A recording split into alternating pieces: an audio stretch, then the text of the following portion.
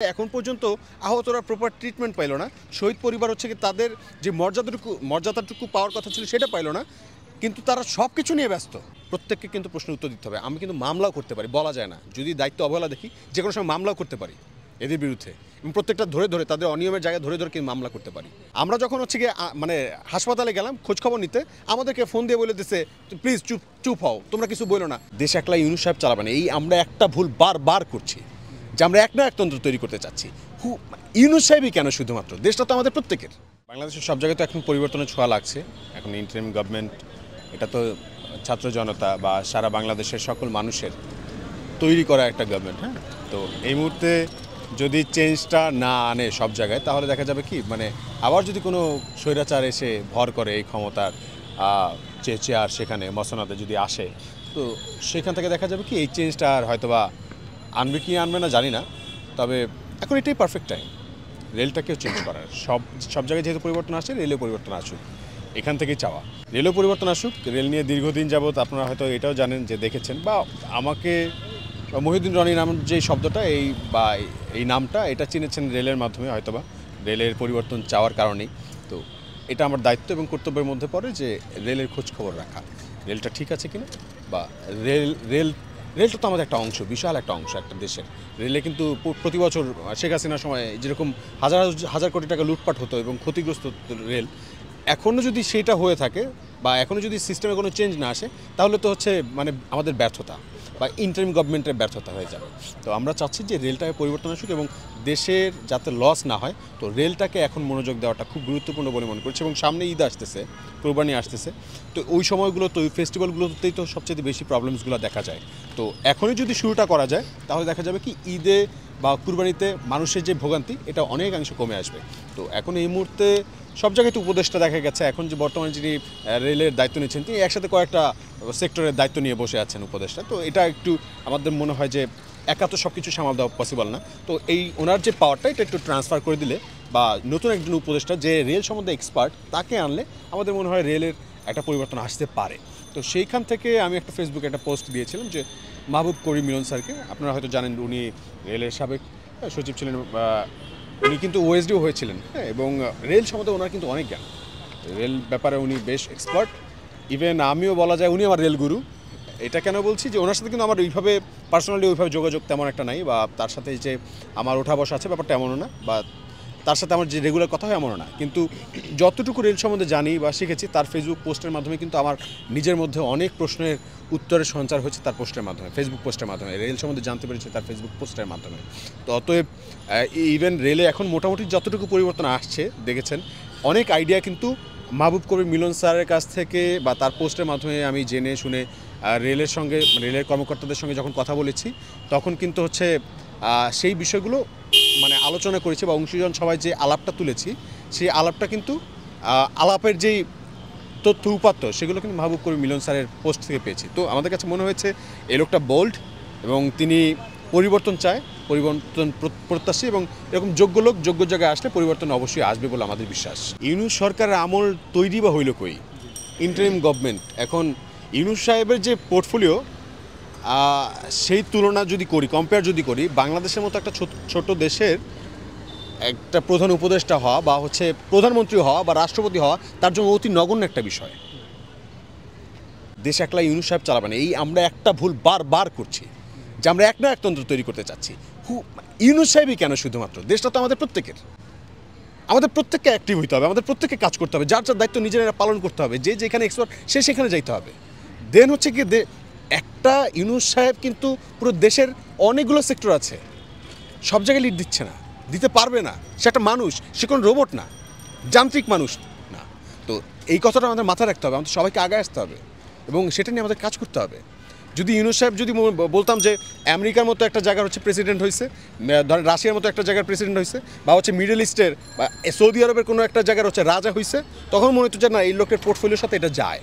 কিন্তু বাংলাদেশের মতো একটা দেশের, এত ছোট্ট একটা দেশের আর এত ক্রাইসিসের একটা দেশের প্রধানমন্ত্রী হওয়া তার জন্য হচ্ছে গিয়ে ক্রেডিট মনে হয় না। তারপরেও ইউনূস সাহেব যে এখন আছে আমাদের যে প্রধান উপদেষ্টা, আমি যেইভাবে দেখছি আওয়ামী লীগের যারা দোসর ছিল তারা তো এই দেশ থেকে অনেক টাকা লুটপাট করে গেছে এবং তারা এখন তো বাংলাদেশের মাঠে নাই, রাস্তাকে তো মিছিল করছে না, কাউকে তো চা সিঙ্গারা খাওয়ানোর জন্য টাকা ইনভেস্ট করতে হচ্ছে না। টাকা ইনভেস্ট করছে কই? তারা সোশ্যাল মিডিয়াতে করছে, তারা বিভিন্ন সিন্ডিকেটে ইনভেস্ট করছে। এই সিন্ডিকেটটা হচ্ছে বিভিন্ন জায়গায় বিপদগ্রস্ত করছে, বাজারে হচ্ছে সবজির দাম বাড়াচ্ছে, খাবারের দাম বাড়াচ্ছে, সব কিছুর দাম তারা সিন্ডিকেট করে আটকে রেখেছে। তো ইউনূস সাহেবকে ব্যর্থ করার জন্য যত রকম প্রক্রিয়া করা দরকার তা তো তা করছে। শুধু ইউনূস সাহেব মানে শেখ হাসিনার মানে লোকজনই না, আরও অনেক লোকজন আছে যারা হচ্ছে ঠিক একই কাজটা করছে, যে কীভাবে ইউনূস সাহেবকে কীভাবে ফেল করানো যায় এইটার জন্য তো অনেকগুলো বিদেশি লবিস্ট ফার্মও কাজ করছে। তো এখন এই মুহূর্তে যদি মনে করেন ইউনূসই সব করে দেবে তাহলে আপনি ভুল ভাবতেছেন, তাহলে আপনি আবার শেখ হাসিনাকে মানে বিশ্বাস করে যে ভুলটা করছেন, যে ঠকাটা ঠকছেন, সে একই ঠকা আপনি ইউনূস সাহেবের ক্ষেত্রে ঠকবেন। ইউনূস সাহেব ফেল করার সাথে সাথে আপনার মস্তিষ্কের ফেল হবে, ঠিক আছে, আপনার চেতনার ফেল হবে। তো এখন থেকেই ইউনূস সাহেবের উপর ডিপেন্ডেন্ট না থেকে যার কাজগুলো আমরা নিজেরা দায়িত্ব নিয়ে করি এবং কারা কারা এক্সপার্ট দেখে আমরা যোগ্য জায়গায় বসাই। এতদিন 3 মাসের মধ্যে কিন্তু আমরা আপনারা কোথাও দেখেন নাই। হঠাৎ করে কেন আমি বলতেছি যে 3 মাস পর যে মাহবুব করিম মিলনকে রেল উপদেষ্টা বানান, কেন বলতেছি? কারণ এই লোকটা এক্সপার্ট, এই লোকের সাথে আমরা কোনো দলীয় হচ্ছে কি এঙ্গেজমেন্ট পাই নাই। তো এই লোকটা হচ্ছে যদি দলীয় এঙ্গেজমেন্ট থাকতো তাহলে দেখতাম যে এতদিনে হচ্ছে কি ভালো কিছু করে ফেলতো, ঠিক আছে, কোটিপতি হয়ে যেত, লাখ লাখ টাকার মানুষ মানে মালিক হয়ে যেত, বা অন্য কোনো দল থেকেও যদি সুপারিশ করতো তাহলেও তো হচ্ছে তিনি কোনো উপদেষ্টা পাইতো, পায় নাই।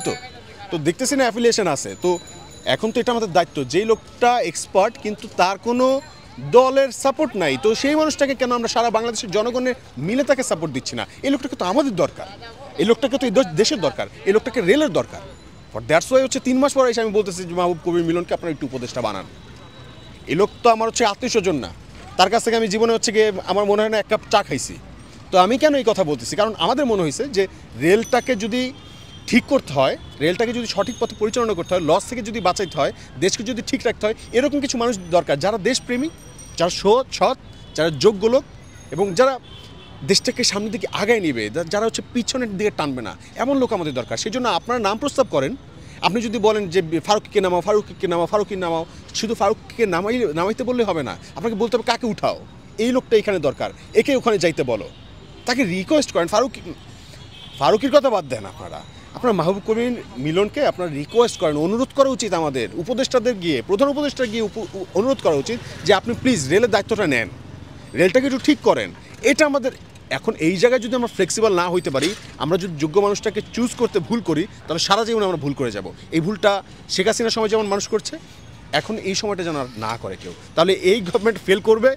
এবং এটার দায় শুধু ইউনূসের না, ডক্টর ইউনূসের না, এই দায়টা হবে সারা বাংলাদেশের ছাত্র জনতার দায়, যারা এই গণ অভ্যুত্থানে লিড দিয়েছে, রাস্তায় নেমেছে, পথে নেমেছে, শহীদ হয়েছে যাদের পরিবারের সন্তান, এবং যারা তাদের সর্বস্ব দিয়ে মানে সব কিছু চিন্তাভাবনা করে, মানে চিন্তাভাবনা ছাড়াই যে আমার একটা ক্ষতি হয়ে যেতে পারে, এই চিন্তাটুকু ছাড়াই রাস্তা নেমে গেছে এবং শেখ হাসিনাকে ফ্যাসিস্টকে উচ্ছেদ করেছে, ওই মানুষগুলো কিন্তু ফেল করবে আজকে যদি আমরা যোগ্য লোককে যোগ্য জায়গায় পৌঁছাতে না পারি। যদি আপনি বলেন স্বাস্থ্য উপদেষ্টার কথা, তাহলে এই লোকটাকে আসলে যে শহীদ পরিবারের লোকজন মিলে বা আহত আমাদের যারা গাজী ভাইরা আছে, তারা যে এই লোকটাকে যে ঘাড় ধাক্কা দেন, এটা তার হচ্ছে গিয়ে মনে করেন শুকরিয়া আদায় করা উচিত।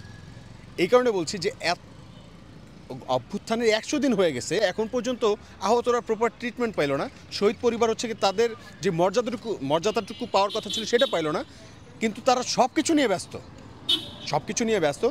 আমরা যখন হচ্ছে গিয়ে মানে হাসপাতালে গেলাম খোঁজখবর নিতে, আমাদেরকে ফোন দিয়ে বলে দিচ্ছে প্লিজ চুপ হও, তোমরা কিছু বলো না।